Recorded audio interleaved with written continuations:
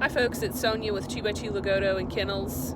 I am in the back seat of my friend's van and coming to you today to talk about something that's near and dear to my heart, and that is how do you buy a puppy? How do you select the person from whom you buy a puppy from? First, let me give all my caveats. The first is this is not for self-promotion. I don't care if you buy a puppy from me or not. If it's meant to be, it's meant to be. And you make choices based on the information you have. And that's why I'm bringing you this information, because I want you to make an educated decision. Whether you get a puppy from me or another breeder, I want you to select the right breeder for you, and I want you to select a reputable breeder. So how does one go about discerning if a breeder is reputable or not? I'm going to share that. I will also add that there are, within my breed, a handful of reputable breeders, and I'm happy to name names, and I think some of the people on the list would be surprised, and that's a story for a different day. And then there's some who wouldn't be on the list, but I think they would probably already know who they are. If you call me and ask me, hey, is so-and-so reputable? I'll tell you yes or no. I'm just going to be an open book. Everybody has to start somewhere with regard to breeding. I started almost 30 years ago. My other video explained how I came to become a breeder. The long and short of it is, my first breed, I bought a puppy, and that puppy ended up having some significant health issues. At this point, my parents had Dalmatians and Dobermans and were raising them. We had a border collie that was that dog, oh my goodness. Anyway, I stumbled upon the Aussies, got one as my first dog. She was a show dog, and she had some significant health issues. And when I called the breeder wasn't surprised. They weren't surprised at all. And that was the day I decided somebody needs to breed these dogs and do it correctly. So, no self-promotion here. I'm happy to help you find a breeder. If I'm not your breeder, I've had people from all over the country touch base and tell me they'd rather have someone very local to them. I get it. It's a rare breed, so it's not always possible. And then more often than not, people will select me as their breeder, and it doesn't matter where they live. Anyway, my point today is education, education, education. Educate yourself. And there's a couple of things that applies to. The first, it applies to breeders. If you set about and you're a new breeder, or you've been breeding for 10 years or 20 or 30 or 50, and you found out some new information that was pertinent to your program, by all means, implement it. Knowledge is very important. It's critical. Everybody needs to always be learning and always make changes based on what they're learning. For instance, I'll just give you an example. OFA hip certifications versus pin hip certifications. I've learned some new information about that is making me change direction with how I'm doing my hip testing. I'm bettering myself. I'm bettering the opportunities for my puppies to have healthy hips. Breeding. My repro vet recently not recently, it's been a few years ago, was discussing why we want to breed and when we want to breed, and how often to skip a heat cycle or not skip a heat cycle, and the reasons why. You'd be surprised on that, and maybe I'll do a video on that later. But this also, when you're presented with new knowledge and new information, not only does it apply to breeders, but it also applies to buyers. are puppy buyers. I've had people call me and they'll tell me, oh, I sat in a pile of puppies and I picked this puppy and it worked out great. They were the best dog ever. Well, you have new information now that says that was the luck of the draw. Maybe you had a golden retriever or a lab and you just almost can't mess them up.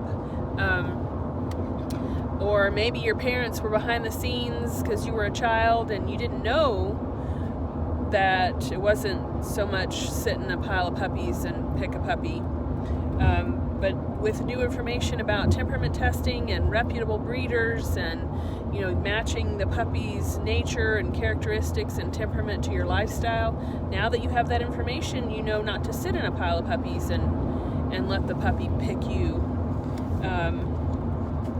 So that's just a little bit of my caveat and my pre-video information. So what are some tips, clues that you're dealing with a reputable breeder versus one that's not so reputable? A reputable breeder plans for the future and investigates. I spent 18 months, almost 2 years investigating the Lagotto, learning everything I could about them before I ever imported my first Lagotto. I interviewed people, I researched pedigrees, I looked up every known fact there was. I got to the end of the internet. And then I still didn't feel ready, but at some point you have to move forward and decide that you're going to learn as you go. However, learning as you go doesn't mean you just jump in with both feet and willy-nilly. There needs to be some matter of control with that. A reputable breeder will test every single dog, even pets, for everything. In my companion contract, there is an outline for what I want my companion owners to test for: hips and eyes. That's how I'm going to keep track. That's how I'm going to know if my breeding plan is working. I do test all of our breeding adults, and I do test all of our juveniles. Test them for lysosomal storage disorder, junior epilepsy, HUU, which is the uric acid disorder, among other things. Every reputable breeder has a questionnaire or an application process. It includes very extensive. We're not trying to be, as reputable breeders, we're not trying to breach your privacy or get all up in your grill. But if I brought a puppy into the world, I am darn well going to make sure that that puppy goes to the absolute right home.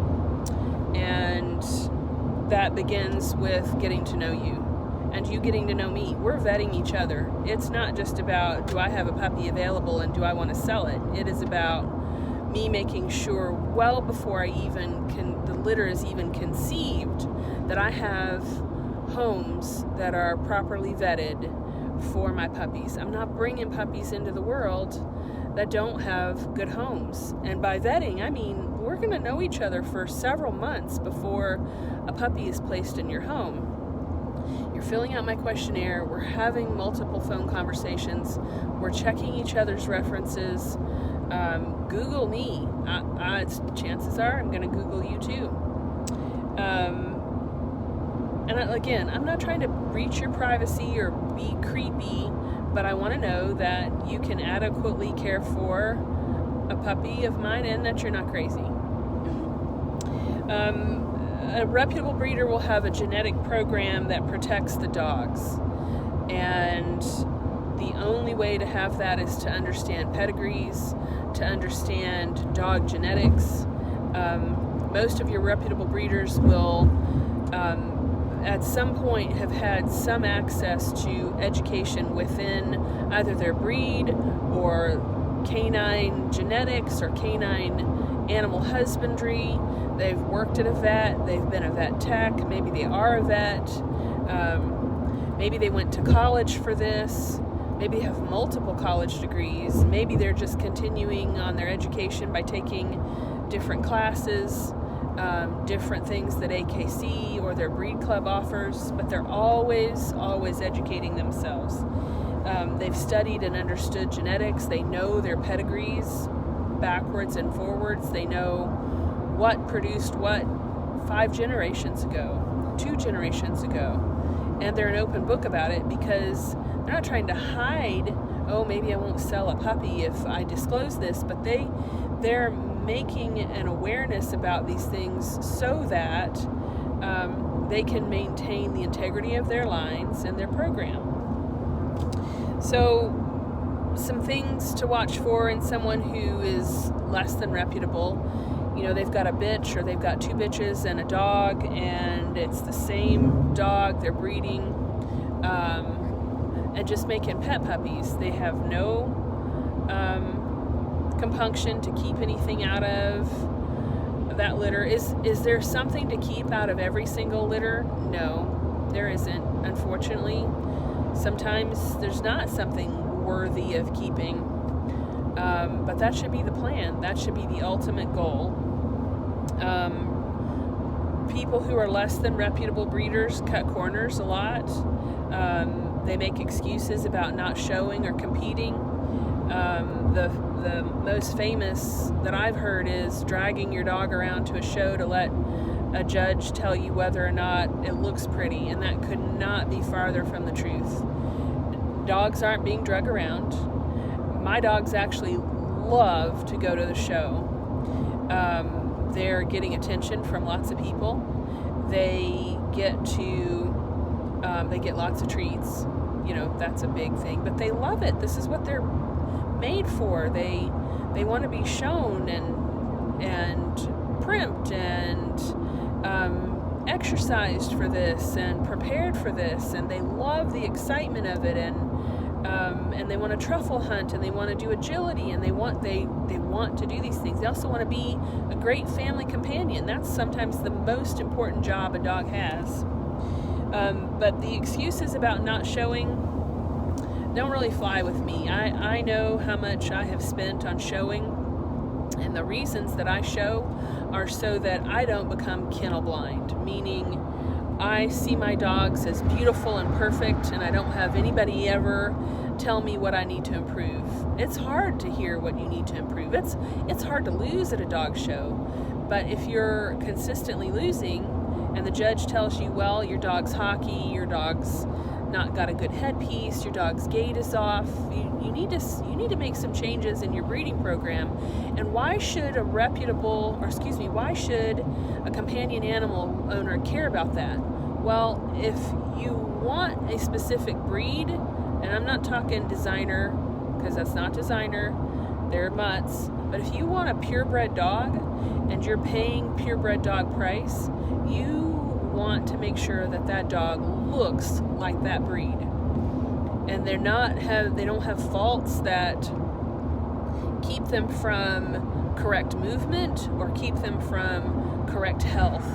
And that is the entire purpose of paying a judge, many judges over the dog's show career, which can last anywhere from a month to a year. You want to make sure that judge has given adequate opinions about, or enough judges have given adequate opinions about that particular dog. Then beyond a shadow of a doubt, that dog is sound. It looks like it and represents its breed according to the breed standard. Otherwise, what's the point in having a purebred Lagotto or a purebred Golden Retriever or a purebred Tibetan Mastiff or a purebred Anatolian Shepherd if it doesn't look like it's supposed to look? And the only way we can know that is by asking these judges, hey, here's my dog, here's the best in my program, does it represent the breed well? So,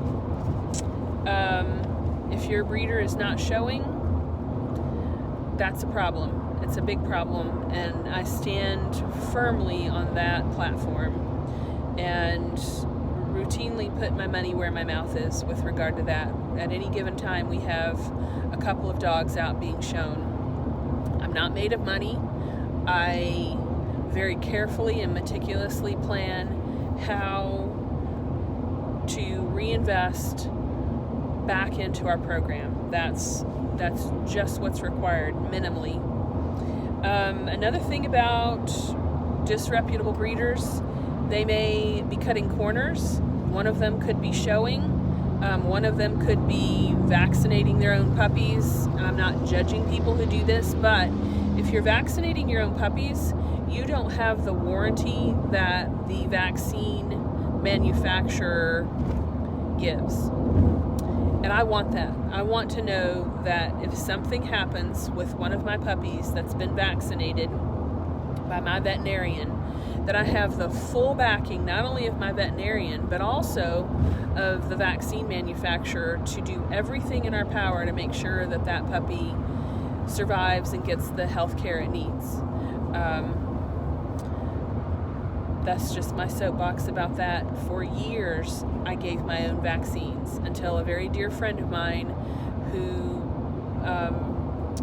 was also doing the same thing, administering her own vaccines, had a puppy come down with parvo, and she found out the very hard way that all of the treatment that went into making sure that that puppy survived would have been covered by the vaccine manufacturer had the vet administered the vaccine.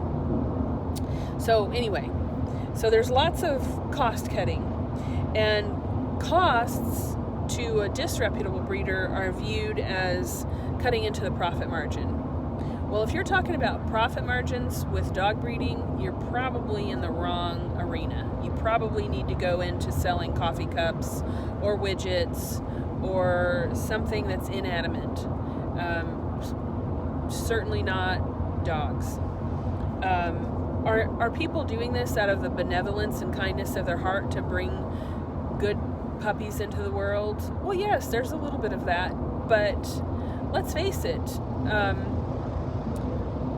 people need to pick something that they enjoy, and I'm not saying that people should make a living from breeding dogs, but there needs to be some kind of return for the hard work of that individual.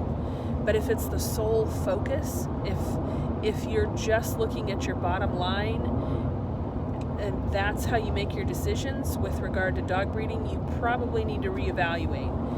And like I said in the beginning, make some choices.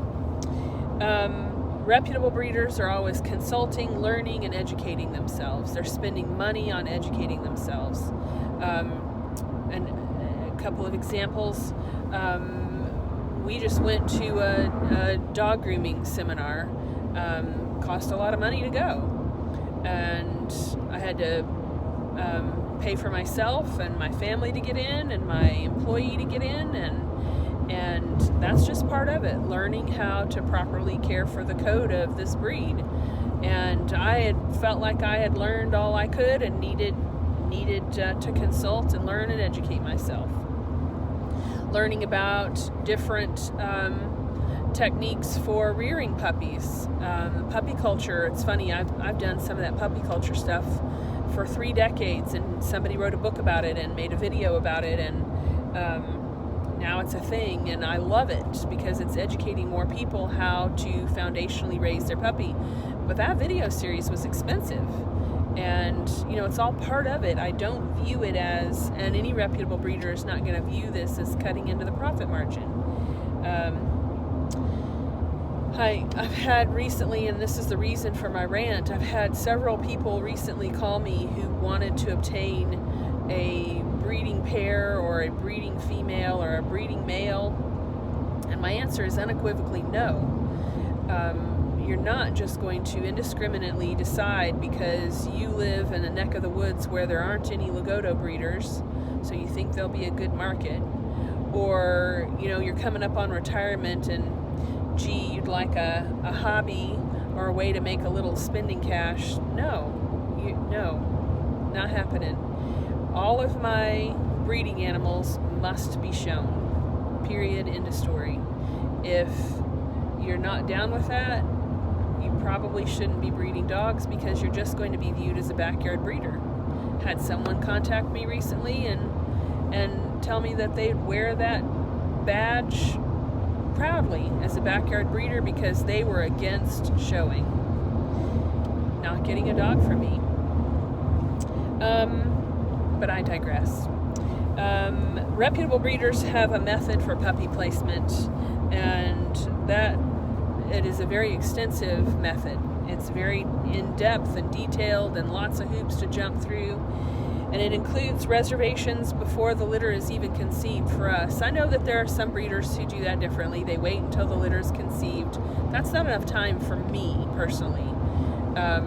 It's all in what that particular reputable breeder is comfortable with. Me personally, I have to know my people for quite a while. I get a sense and an intuition about them the more time that goes on, and it's very, very beneficial, to have the questionnaire and application, and we have phone interviews, and we're checking each other's references, and I want to make sure that the people that I have on my reservation list are well vetted before I even conceive the litter. It's rare that I'll have a puppy available from my current litter. There's usually a waiting list plus the reservations, and it's just fair for everybody. Another part of the puppy placement method for a reputable breeder includes extensive temperament testing, and not just allowing people, because they place their deposit or their reservation first, to come in and pick their puppy. First of all, a reputable breeder has bred this litter for themselves. They've had it planned for a long time. They know what they're trying to achieve. They know what they're looking for, and they get first pick. Sometimes even second pick. I've been known to retain 2 puppies out of a litter. The breeder always has first pick and always has a reason for it. This extensive temperament testing that goes along with this, confirmation evaluations.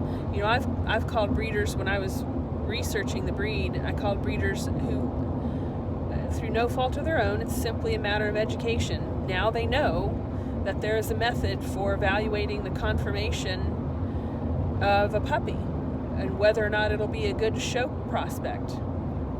And that's done, at 8 weeks old. We use the puppy puzzle. There's several methods for doing this, but if your breeder is not evaluating puppies as to the show quality nature, they need to learn how to do that and change direction or stop. Just bringing more quality, quote unquote, quality pet puppies into the world is not a good reason to become a breeder or remain a breeder. It's not. You always need to be striving as a reputable breeder towards that perfect specimen that matches most closely to the breed standard. No, it's never going to happen. We're not ever going to have a perfect dog. But we can keep trying. We can do everything in our power to keep trying. The temperament testing evaluations are done at a specific age. I have a video on all of that. I think I'm going to do a video on how the temperament testing is done and demonstrate that so people can see what I'm talking about. But, you don't want the agility star going into the couch potato townhome whose owner is a bachelor who works 40 hours a week. You don't want the show quality puppy, the one that got away that could have made your put your kennel on the map because, wow, look, they bred that. You don't want that to go into a companion home. I have put show puppies in companion homes, but I knew it was a show puppy, and I knew I was placing it in that home because the home that the puppy goes to is more important to me sometimes than whether the dog has a long show career. And I don't always have enough show homes either, as is evidenced by this video and my rant about people just wanting to buy dogs to breed. It's crazy.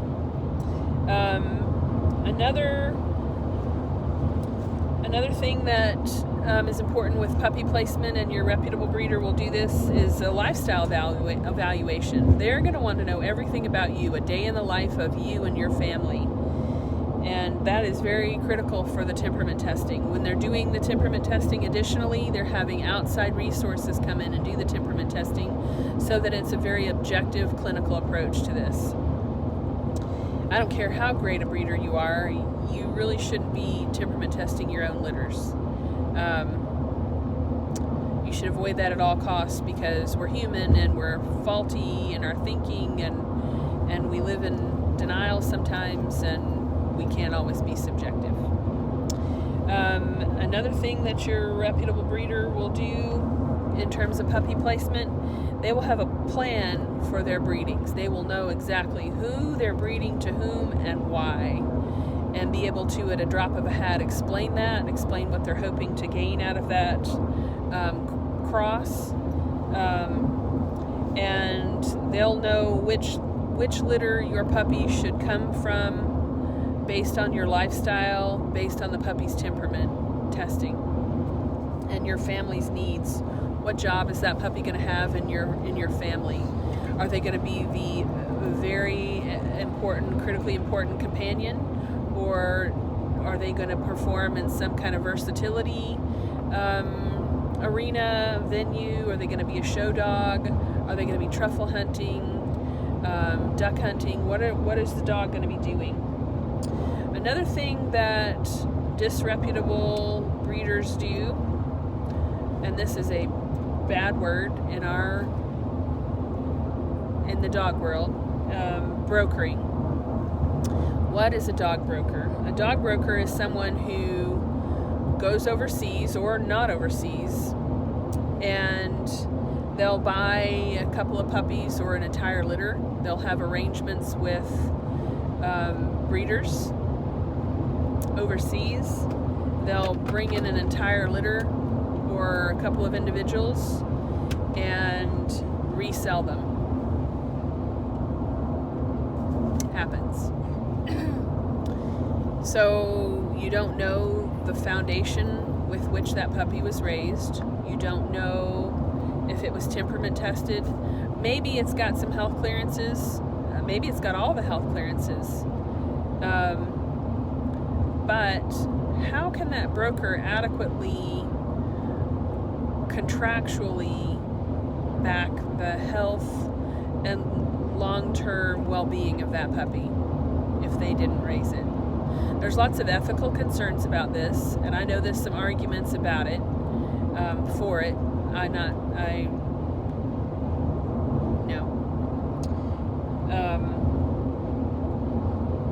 Shouldn't happen. There are a couple of breeders in our breed that do this, are continuing to do this. It's not illegal, it's just unethical. And maybe they're telling you, hey, I brokered this. Maybe they're not using that word. Maybe they've got some kind of nice explanation. You know, I bought a whole litter for myself to evaluate and keep a couple puppies out of, and I just decided I'm not keeping this one, and this one. Red flag, warning, alarms should go off in your head. Reputable breeders will have different contracts. They'll have a show and breeding contract. They will not sell puppies that are not show quality for breeding purposes. They will not sell breeding quality puppies without a contract to manage that. And they will not sell companion puppies with full unlimited registrations. And that is an AKC registration paperwork issue. Well, it's not an issue, it's something that reputable breeders handle. When they register your puppy, and all reputable breeders should register the puppy for you on your behalf, when you've provided proof of spay-neuter, and you won't ever know this, it's all behind the scenes, unless you get this registration certificate and you're expected to send this into AKC yourself, and the little box on the form that says limited registration is not checked. You know, you bought that as a companion puppy with no intention of breeding or showing breeding. and your breeder didn't check that box, you just bought a puppy from a breeder who just doesn't care. Puppies that are companion animals are sold as companions for a reason. They are meant to be in your companion home as a member of your family. And the reasons could be as varied as they had a fault, they had a disqualification, maybe they were going to be too small, too big, their gait was off, they toed out a little bit in their hocks, their angulation wasn't quite what it should be, their headpiece wasn't good enough for the show ring, their coat wasn't quite what it should be, because remember, we're always bettering ourselves as breeders. These are fine details you'll never know as a companion owner. You will love your dog and it will look like a Lagotto as long as it's being bred to the standard. The only way to know it's being bred to the standard is if you're comparing it to other dogs in your breed, showing them to a judge who is comparing that dog to the standard. Or it could be something as simple as, you know what, this is a show puppy, but it's got a temperament that matches this family. But all companion animals should go out on limited registration, meaning they cannot produce offspring and have those offspring expected to be registered by AKC. So if you obtained a Lagotto and you've got limited registration, good for you and good for your breeder. Your reputable breeder will first and foremost breed for themselves. And no matter how big a fit or how much jumping up and down or how many emails their puppy buyers send, we like the one on the left with the brown spots the most. We'd love it if we could have the brown one in the middle. That brown boy or that red girl or that blonde boxer or that brindle, whatever. Your breeder is not taking those things into consideration. However, they do want to honor your preferences, but they're breeding for themselves and they have planned in advance for their companion homes, but they're breeding for themselves, so they get first pick. This can be a source of contention for some people because, you know, some people want what they want when they want it. But I tell my people to trust the process, and 99.9% of my people who are puppy buyers, potential puppy buyers, they do trust the process. And I have never, in 30 years of doing this, had anybody on the other end of this tell me that they weren't glad they waited for the right puppy. You are depending on your reputable breeder to help you find the best, most suitable, healthiest, best temperamented puppy for your family. Otherwise, you're in a heap mess. The reason we have dogs that end up in shelters is because some breeder did not do their job. That's another thing that a reputable breeder will do. They will have a contract that includes a return clause, meaning for whatever reason, it doesn't even have to be a good reason, whatever reason, if you ever decided you don't want that puppy, can't keep that puppy, something in your life changes, circumstances come at you faster than you thought they would, you can return that puppy to your reputable breeder, no questions asked. They need to have that in a contract. Your reputable breeder has a long-term show plan, a breeding plan, and a genetic plan that serves to improve the breed. And I'll give you a couple of examples that are personal. We imported a female from overseas, and we imported semen from overseas at great expense to ourselves. I remember the shipping alone for this particular female was close to $3,000. Her lines were diverse, they were beautiful, the pedigree looked great, and we bred her to the semen we used that we imported, and she had a beautiful litter. Nothing was show quality. That was really a hard day. Nothing was show quality. We bred her again to a male that we had also imported, and the puppies were beautiful, and we retained one puppy out of that litter. And lo and behold, she developed a heart murmur. And sadly, after surgery and all, she was fine. But sadly, that wasn't going to cut it for our breeding program. And our veterinarian told us that we needed to spay the mom and not use that male again. And we made those very difficult decisions. So we placed the puppy, who was about a year at that point, spayed her ourselves, not ourselves, but our vet did, but we went to that expense ourselves, and placed her in a companion home. Now this home they're amazing, and they love this dog. We had another dog out of a breeding that when we did her OFA, and now I know I could have done pin hip, and it probably would have made all the difference in the world, but these are lessons learned. Her hip evaluation came back less than what we were anticipating, and so we spayed her and placed her in a companion home, and they love her. Oh my goodness, they love her. And we didn't charge this family a fee because we knew she wasn't going to develop hip dysplasia, but we wanted to put our money where our mouth is and make sure that they knew that. Recently we had a male that we retained out of one of our litters 2 years ago. He actually did some pretty big things at the Lagotto National a couple years ago, and we thought, man, he's the rock star here, our new show male. And he started to toe out as he matured. Now I'm talking to companion people who may not understand this, but his rear legs, his toes started to point out ever so slightly, and he went through this growth spurt that actually put him over what the standard calls for. I know there's a bunch of big Lagotto winning and being shown in this country, and that's a shame. They should not be 40-pound. There should not be 45-pound Lagotto. There just shouldn't.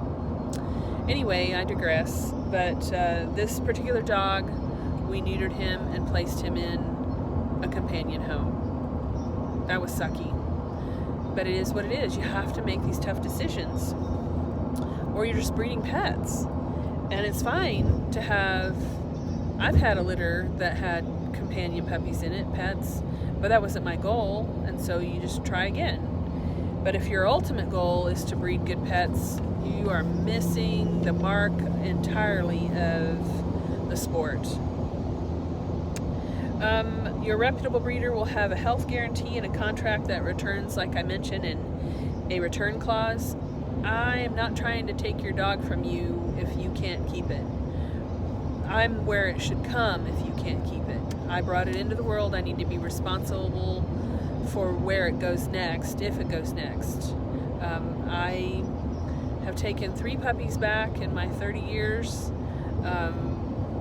One of them that I took back last October, she's still here for a variety of reasons. But your reputable breeder needs to have a return clause. Your reputable breeder is going to require certain things of buyers, testing to make sure that their breeding program is maintaining, nutritional requirements, what the dog is fed, how the dog is cared for, what kind of medical treatment it gets, how it's housed and fenced and exercised and trained. And they're not trying to be all in your grill. They are trying to make sure that this puppy that they brought into the world is adequately cared for. Your reputable breeder will also have things in their contract that will prevent you from doing things as the puppy buyer. Breeding, using toxic medications, poor food choices, not training your puppy. Those are things that your reputable breeder will want to manage. We're not trying to micromanage, but we are trying to guide you in the ownership of this particular puppy. And your reputable breeder will also make certain promises to you as the buyer. It's called a health guarantee. It's called a warranty, making sure that you have remedies if something is wrong with your puppy. Generally speaking, your breeders are active in the show clubs, they're active in AKC or their other dog communities. And a word of caution here, though, about breed clubs. Breed clubs have personalities, power, and self-promotion going on. And, there's been AKC clubs who've been reprimanded by AKC. They need to get their act together. And, until such time as they get their act together, it's very hard to make that a benchmark for choosing or not choosing a reputable breeder. Sometimes the personalities within the club make it incredibly difficult to, in an emotionally healthy way, maintain. Sometimes people are in the breed club because they just want to be in charge of something. And sometimes they're in a breed club because they want to self-promote. I witnessed,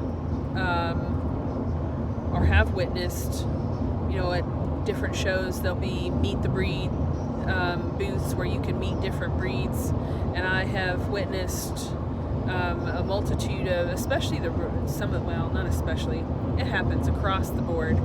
People will be in there in the booth promoting themselves instead of the breed. So just because someone doesn't belong to a breed club doesn't preclude them from being a reputable breeder.